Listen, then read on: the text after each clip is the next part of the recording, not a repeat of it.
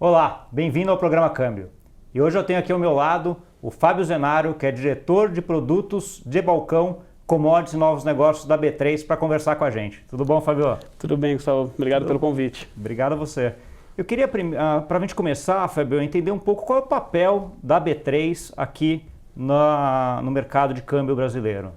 Eu acho que o papel é bem amplo, Gustavo. Eu diria assim, a gente tem dois grandes mercados que a gente pode falar, né? Um mercado que a gente chama de produtos listados, né? Então, entre os contratos futuros de dólar, contratos de opções, e aí um papel fundamental da B3 é prover esses produtos, né? E atuar como contraparte central, né? Dessas operações. O que facilita, né, aumenta a liquidez, enfim, entre vários outros benefícios. Mas também no mercado balcão, que aí é acessado principalmente pelas empresas, né, para fazer hedge cambial, etc. A B3 também tem um papel fundamental de acatar e receber essas informações, o que é uma exigência legal do Banco Central do Brasil e da CVE. Né? Então a gente atua com papéis fundamentais, tanto no mercado de listados quanto no mercado de balcão. Tá. É possível a gente fazer essa distinção que o mercado de listados é mais para interbancário e bancos e o mercado de balcão mais para empresas? Existe essa diferenciação? Existe sim, Gustavo. E aí é interessante entender o porquê, né? Porque às vezes são um pouco das particularidades do mercado brasileiro. O mercado de listado ele tem uma série de vantagens, mas obviamente ele tem processos e custos que estão inseridos dentro da mecânica que ele funciona, né? Então, para atuar no mercado de listados, você tem depósito de margem de garantia, você tem ajustes diários, enfim, e você tem contratos padronizados, por exemplo, com vencimentos na cabeça do mês ou em datas pré-estabelecidas. As empresas, elas têm uma dinâmica que às vezes elas precisam de mais flexibilidade, né? Então, às vezes, uma flexibilidade com relação à data, tamanho de contrato, a questão do caixa é uma questão um pouco mais sensível. Então, casa mais com a característica do mercado de balcão. Então, é natural que as empresas acessem mais o mercado de balcão, quer dizer, não é 100%, mas uma grande maioria trabalha mais no mercado de balcão por conta dessa flexibilidade. Já o mercado institucional, né, nós estamos falando de bancos, assets, etc., o interbancário, nós estamos falando que esses sim atuam bastante no mercado de listados. Por quê? Porque já é da dinâmica deles, o ajuste diário, a chamada de margem, enfim, e eles têm uma maneira de trabalhar que permite que trabalhe com as características dos contratos padronizados, contratos futuros. Então, realmente dá para a gente falar que tem uma predominância maior no mercado de balcão de operações de empresas e maior de institucional em operações do mercado de listados. Mercado de listado, entendi. Uma outra coisa também que é uma característica acho, do mercado brasileiro é essa busca de hedge cambial sempre via, ou na maioria das vezes eu diria, via derivativos, né? Uhum. E aí a Bolsa tem um papel importante nisso também. Por que existe isso no Brasil? Por que é diferente do resto do mundo, onde o hedge cambial acaba sendo o spot, aqui o mercado vai para o derivativo? Legal. Eu acho assim, acho que tem algumas coisas interessantes. Aí, de novo, vão nas jabuticabas brasileiras, né? Então, e no mercado de câmbio a gente tem algumas, né? E aí a gente até costuma falar que tem uma coisa que é interessante, que é assim, que o mercado futuro, né? E acho que é bem particular, pelo menos eu não conheço nenhum outro lugar no mundo que isso aconteça, o mercado futuro ele define qual é a taxa spot, né? Por que isso, né? Porque o mercado spot, o mercado de transação, há uma limitação dos players, né? Uma exigência legal, então os players autorizados pelo Banco Central do Brasil. No mercado futuro, essa possibilidade de acesso é mais ampla, você tem mais players. Então, naturalmente, o que acabou acontecendo com o tempo, uma concentração, mais players, mais liquidez. Então, o que acabou formando, né, esse pool de liquidez maior do mercado futuro, acabou levando a que esse mercado tornasse referência. E aí ele é referência hoje para o mercado spot. Então, é uma característica muito específica do mercado brasileiro mesmo. Tá, e aí quando a pessoa precisa de cash mesmo, de dinheiro em dólares, ela faz uma operação chamada casado, né? E aí como é que a Bolsa entra a B3 entra nessa operação de casado também? Acho que é legal. O casado tem duas maneiras, eu gosto de enxergar de duas maneiras, né? O que é o casado? Né? Uma operação simultânea, e daí o nome de casado, né? Uma operação à vista e uma operação no primeiro futuro, né? Então sempre em posições opostas. Então você pode entrar comprando no à vista e vendendo no primeiro futuro ou o contrário, né? Outra maneira de enxergar isso é justamente como você mede o diferencial entre o primeiro futuro e a taxa à vista também, né? É uma outra maneira de enxergar, é a mesma coisa, né? Então às vezes você quer operar numa situação como essa, e aí para você operar o casado, você tem que fazer apesar de ser uma operação simultânea, ela entra por dois caminhos distintos. Você gera uma posição no contrato futuro e gera também, né, uma operação de câmbio spot, né, que depois cursam por dois caminhos diferentes. E aí, assim, onde a gente está olhando, né, até como uma maneira de ajudar, e aí uma discussão que a gente tem tido com o mercado, é de fazer esse processo acontecer de uma maneira mais tranquila para evitar, por exemplo, que se você tiver um problema na operação do à vista que você fechou, né, você está com a operação lá do futuro já fechada, né, você não consegue reverter. Então a gente tem que estudar com a maneira que a gente consegue ajudar, né, e tá querendo lançar o produto ainda esse ano, uma maneira que esse processo se dê de uma maneira mais consistente e evite esse tipo de problema, né? Então, a gente tem discutido com o mercado, obviamente também com o Banco Central, né, que é um player, papel importante aí nessa definição de produto novo, para a gente conseguir lançar, né, o casado, né, já para evitar esse tipo de problema que pode acontecer hoje no dia a dia, quando você vai fazer uma operação de casado no balcão de maneira tradicional. Você teria um produto na bolsa, na B3, chamado casado, Exato. Que já desmembraria nos Exatamente, dois automaticamente. já geraria automaticamente a operação à vista e a operação do futuro, então evitando esses problemas que hoje você pode ter operando diretamente no balcão. Não, e acho que vale a pena a gente esclarecer um outro ponto também, né, que é assim, a B3 no Brasil também tem o registro de operações spot, né? Não Exatamente. É só futuro, né? A gente fala muito do futuro, né? Porque tem um volume grande, etc. Mas também você tem a possibilidade de fazer operações à vista dentro do mercado da B3 também.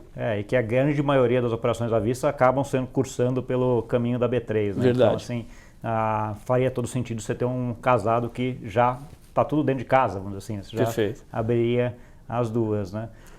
Falando em novos produtos, Fábio, como é que é esse processo de discussão e criação de novos produtos dentro da B3, né? Você falou que vocês falam com o Banco Central, com o mercado, descreve um pouquinho mais isso pra gente. Eu acho que assim, muito o que baliza a gente muito é a própria demanda do mercado, né? Então, o que o mercado entende que tem ou que está faltando, né?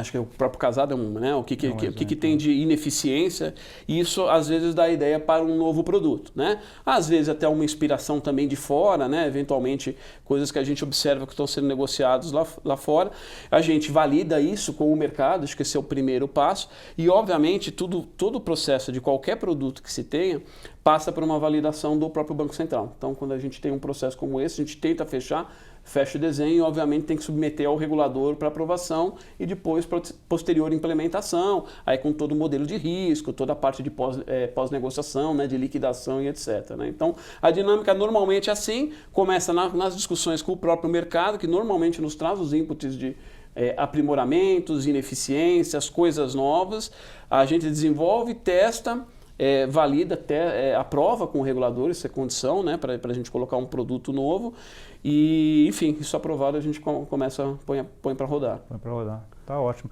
Voltando aos produtos mais de balcão, Fábio, a gente tem acho que dois principais na bolsa, né, que são os swaps, né, falando de câmbio, né, os swaps e os NDFs, né. Descreva para a gente um pouquinho a diferença dos dois e por que a grande maioria das empresas vai no NDF e não no swap quando quer fazer hedge, né? Não, legal, verdade. Eu gosto de dizer assim, né? Não vai ser 100% dos casos verdade, mas eu acho que é uma boa descrição. As empresas usam muito as operações de NDF, que também são conhecidas como operações termo de moedas, né? Também é outra maneira que a gente chama, em que ela consegue travar, né, um determinado fluxo, né, a receber de moeda estrangeira, né? A receber ou a pagar, né? Então, se ela tem uma exportação, por exemplo, né, ela consegue travar, para daqui 90 dias ela consegue travar essa taxa, ou se ela tem uma importação, por exemplo, ela consegue também a taxa de compra, né, já deixar travada. Então o NDF, ele é muito, ou o termo de moedas, é muito utilizado para as transações comerciais. Então o pessoal usa normalmente para travar esse fluxo de exportação e de importação. Tanto que, até por conta disso, essa é uma das razões de que normalmente as operações de NDF ou de termo têm prazos mais curtos, né? Aí quando a gente fala de prazos mais curtos, a gente está falando de 60, 90, 120, 180, você não vai ter operações muito mais longas que isso, pode ter esporadicamente, mas não é muito comum, né? Então, eu diria assim, o termo é muito utilizado pelas empresas para travar esses fluxos comerciais. O swap já tem uma característica diferente, porque ele é uma troca de indexadores, né? Então, ele já tem uma característica assim, primeiro, normalmente são operações mais longas, geralmente originadas em empréstimos, por exemplo, ou emissões. Então, eu emito um bonde no exterior em dólar, mas, como empresa, mas todo o meu balanço é em reais, então eu tenho um passivo em dólares. Como é que eu faço? Eu tenho um descasamento, se o dólar sobe, meu passivo aumenta, né? Então o que eu faço? Para me proteger isso, por exemplo, eu travo isso para CDI. Então, e normalmente você vai ter um casamento de fluxo. Então, se eu tiver pagamento de juros em dólar aqui, eu vou ter uma compensação aqui. Então, ele faz um swap que ele fica ativo em dólar, passivo em CDI. E aí o efeito para ele é como se aquele bonde tivesse, né, esquecendo as questões fiscais, sido emitido em CDI, né? Então, normalmente operações mais longas, com fluxos intermediários, é muito comum isso. E normalmente para empréstimos ou dívidas, que aí as empresas usam mais a estrutura do swap. Como as operações comerciais, né, tem uma dinâmica maior, de giro maior, o volume, realmente a maioria dos hedges acaba se dando no termo de moedas, né? Mas assim, quando a gente tem operações com características, né, principalmente de passivos, com fluxo de caixa mais longas, e aí parece fazer mais sentido operações de swap. E aí é mais ou menos assim que acontece hoje. Entendi. Voltando, vou mudar um pouquinho agora, a gente falou de grandes empresas, bancos, etc. Vamos falar um pouquinho do investidor normal, né? Pessoa física, etc., que queira fazer um hedge em dólar, comprar dólar. Que produto ele tem dentro da B3 para fazer isso? Olha, tem uma variedade, Gustavo, que assim é razoável, acho que de maneira mais imediata para a pessoa física. Você tem os mini contratos de dólar, né, que são uma maneira assim mais fácil de entender, né, esse tipo de investimento. Mas também eu sempre gosto de falar de outras coisas que são menos evidentes, né? Então às vezes você tem, principalmente nos produtos de investimento, você tem muita restrição ao que pode ser indexado a dólar. Então você nunca vai encontrar um CDB em dólar. Por quê? Porque legalmente não é permitido, né? Mas a gente tem mais recentemente também introduzido como tipos de investimento que podem ter o dólar como referência, por exemplo, o COI, né, que é o Certificado de Operações Estruturadas. Então, ele é um produto que, entre outros ativos, às vezes você tem um investimento que você pode fazer em dólar, que você pode utilizar, inclusive, para uma hedge, vai fazer uma viagem no exterior, enfim. Você também pode utilizar esse instrumento, obviamente diferente, características diferentes, né? Mas, assim, eu diria que de maneira mais óbvia, para essa situação que você citou, para a pessoa física, talvez o mini contrato de dólar fosse o mais adequado, aí, eventualmente, como alternativa aí, também para a pessoa física. Né? Tá, para fazer um hedge de um valor menor, de uma viagem, alguma coisa. Exatamente. Nesse sentido, né? Olhando a bolsa agora um pouquinho mais global, né? A gente tem a B3 aqui, a principal bolsa do Brasil, né? Assim, enorme em relação ao mundo, né? Como é que você posicionaria ela em relação ao resto do mundo? Assim, a gente está bem, é uma bolsa que é bastante atuante, que tem uma gama de produtos bastante boa para o mercado brasileiro, tem muita coisa a vir. Como é que você vê, assim, comparando com as outras? Gustavo, eu acho assim, né? Assim, eu acho que a B3 ela tem um papel relevante, enfim, qualquer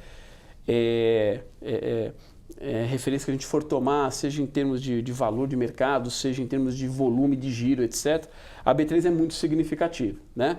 Agora, ela tem uma concentração em alguns produtos, enfim. O que eu acho que né, DI, dólar, enfim, existem alguns produtos que têm uma relevância naturalmente maior. Eu acho que é nesse ponto que a gente tem tentado desenvolver novos produtos, né, ganhar uma maior liquidez também em outros produtos. Pegar um exemplo, por exemplo, o DAP, né, que é de PCA, enfim, falando muito do mundo de listados, né?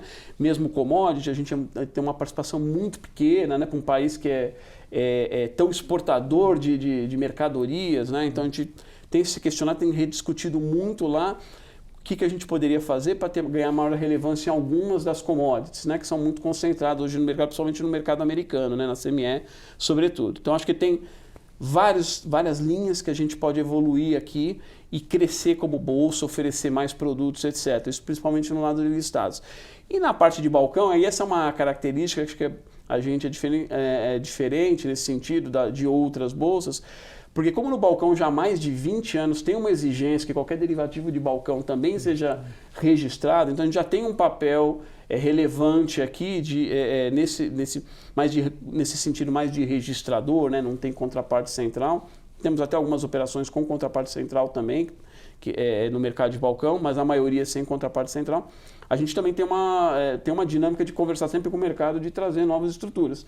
E aí é uma evolução do próprio mercado. Às vezes são estruturas que são trazidas lá de fora. Enfim, eu acho que tem um espaço muito grande. A gente tem uma predisposição aqui de sempre conversar, né, com os clientes para tentar identificar exatamente isso. Então, respondendo a tua pergunta, a gente acha que é muito relevante já. É uma bolsa assim, bem significativa comparada com as outras bolsas no mundo, mas tem muito espaço para crescer. É isso que a gente tem tentado trazendo novos produtos, novas facilidades para ajudar a crescer, porque isso também significa desenvolvimento para o mercado financeiro como um todo, né? Então a gente entende que esse papel é muito importante nosso. Não, com certeza. E eu vejo também que a Bolsa tem aí nesses últimos anos também um desenvolvimento de investidores estrangeiros cada vez mais aqui dentro da Bolsa, né? Sim. Que era uma coisa que o cabelo branco já mostra. Quando eu comecei no mercado financeiro, era uma coisa que não tinha ninguém, era só local operando, né? Mas hoje em dia você tem um número significativo de investidores estrangeiros, né? Sim, tem um número significativo, acho que talvez claramente, né, saindo um pouco do nosso mundo de câmbio aqui, mas na parte de equities, né, o investidor estrangeiro hoje é o player mais importante, aqui dá todo o giro, né? Ele representa mais de 50% do volume, né, que gira na B3, então é um player muito importante, né?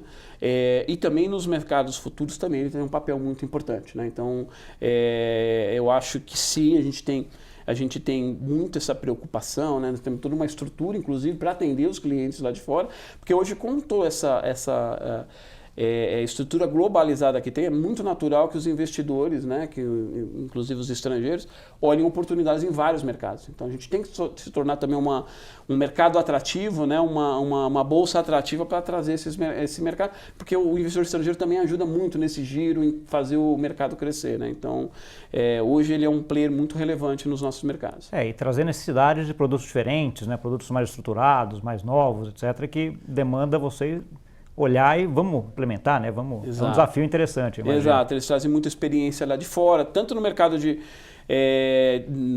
listado, né? Mas mesmo também muito às vezes no mercado de balcão, né? Você tem bancos que têm muitos com produtos estruturados, tem muita experiência lá fora, então eles trazem ideias diferentes também, né? Então a gente tem esse player estrangeiro, ele também traz um pouco dessa experiência para dentro da bolsa e provoca a gente a rediscutir também e trazer inovações nesse sentido, né? Sim. Tem uma frase que eu costumo falar, até no curso de câmbio que eu dou aqui, eu costumo falar que o mercado financeiro é um mercado que na parte de inovações de novos produtos não está muito na fronteira, até por conta você tem que checar muitos processos e estar muito certo de que aquele produto vai entrar, né? Que é um pouco do que a gente viu diferente dos Estados Unidos, que gerou até a crise de 2008, né? Aquela volúpia de fazer novos produtos e novas coisas, com uma regulamentação um pouco mais branda. Aqui não é muito o caso, mas ao mesmo tempo a gente tem o COI que veio aí, que já é um sucesso, né? Tem outros que você tem comentado. Mais recentemente tem essas discussões agora sobre conta em dólar aqui no Brasil, né? Da gente poder ter uma conversibilidade, as pessoas terem conta em dólar aqui no Brasil. Como é que é a sua visão sobre isso e quanto isso poderia afetar, quanto a Bolsa poderia ajudar, né? Quanto os mercados derivativos aí poderiam fazer parte desse processo também de abertura cambial do Brasil? Eu acho que as coisas, obviamente tudo no mercado financeiro se conecta, né? Acho que essa discussão de conversibilidade da moeda, né, é uma discussão importante que já existe há alguns anos, né, e nos traz alguns ganhos, né? Acho que é um processo assim, a gente não consegue ter uma ruptura, fazer isso do dia para a noite. A gente assim, tem algumas coisas muito boas que aconteceram, né, nesses últimos anos que facilita esse processo, mas ainda tem várias coisas a serem implementadas, né? E acho que há uma vontade clara aí de desregulamentação, né? Talvez não no nível que aconteceu, por exemplo, na economia americana, mas acho que tem uma vontade, né, grande de se fazer isso. Acho que tem benefícios grandes de fazer isso. Obviamente, isso aí vai trazer, a gente vai ter que entender um pouco o que isso traz de consequência. De novo, né? Acho que não é uma coisa que acontece do dia para a noite. Deve ter consequências, deve fazer com que a dinâmica do mercado, inclusive do mercado de derivativos, mude também, né? E acho que ao longo do tempo a gente vai ter que amadurecer e tentar entender. Então pode ser que produtos que hoje estão ativos percam relevância, mas vão surgir novos, né? Então acho que vai ser uma dinâmica que a gente vai ter que, junto com o mercado, aí, descobrir como é que vai funcionar e fazer isso acontecer também. E eu imagino que esse seja um desafio que te faz acordar todo dia para ir trabalhar lá. Não, isso acho que acho que muito do que nos motiva, né, no papel que a gente tem como infraestrutura de viabilizador é isso, de olhar coisas novas, né? A gente tem muita coisa acontecendo assim também, até em termos mais de infraestrutura, de tecnologia nova, a gente está falando muito de blockchain, né? A gente está testando muito, entendendo ainda até onde que vai essa história do blockchain, mas tudo isso é muito provocativo, né? Então traz coisas novas e inovação é uma coisa que a gente lá na B3 tem como diretriz lá para ser, né, ter essa figura de inovação mesmo, porque a gente sabe que o mercado depende de uma empresa inovadora, né, e disruptiva em certo sentido, para fazer ele crescer também, dado o papel que a gente ocupa. Né? Tá ótimo. Fábio, a gente, infelizmente estamos chegando aqui ao tempo, é rápido, né? Parece que vai. Eu queria fazer uma última pergunta em relação ao mercado de câmbio hoje aqui no Brasil, né? Como a gente falou, você acaba utilizando muito derivativos para fazer hedge, etc. E lá fora, você vai tudo no spot, porque você pode ter conta em dólar, que é um pouco do que a gente estava comentando aqui. Né? Então, como é que você vê o player local num cenário onde você poderia ter contas lá fora e abrir para fazer hedge em outros países, por exemplo? Hoje, por exemplo, o polo de hedge do Brasil é a bolsa via derivativos, mas numa abertura maior você poderia ter concorrentes em outros lugares, né? Perfeito. Como é que você vê isso se desenvolvendo? Eu acho assim, né? A gente tem que estar, né? Tá preparado para esse tipo de mudança, né? Esse tipo de concorrência, né? A gente, obviamente, com um grau diferente, a gente de alguma maneira já tem alguns produtos que a gente concorre, né? Ou que as bolsas concorrem com a gente.